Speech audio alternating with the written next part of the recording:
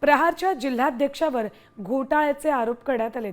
बच्चू कडूंच्या प्रहार पक्षाचे अकोला जिल्हाध्यक्ष कुलदीप वसू यांच्यामुळे पक्ष अडचणीत आलाय।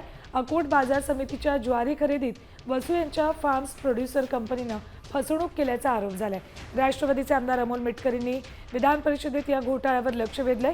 पणनमंत्री जयकुमार रावल यांनी या प्रकरणाची SIT चौकशी करण्याची घोषणा केली। मात्र आपल्यावरील सर्व आरोप प्रहारचे जिल्हाध्यक्ष कुलदीप वसू यांनी फेटाळलेत।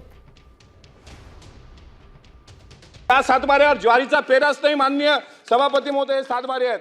वाटल्यास मी मंत्री महोदयांना देतो, या शेतकऱ्याच्या कुठल्याही सातबाऱ्यावर ज्वारीचा पेराच नाही।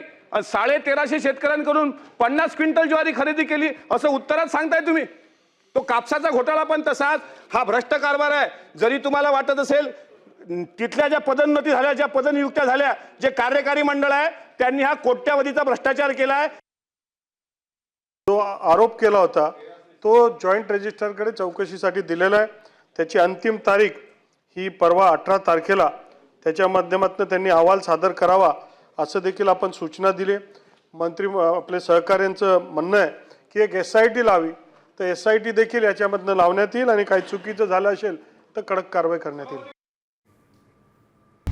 आता isakal.com आहे देशातील नंबर 1 ची मराठी न्यूज वेबसाईट।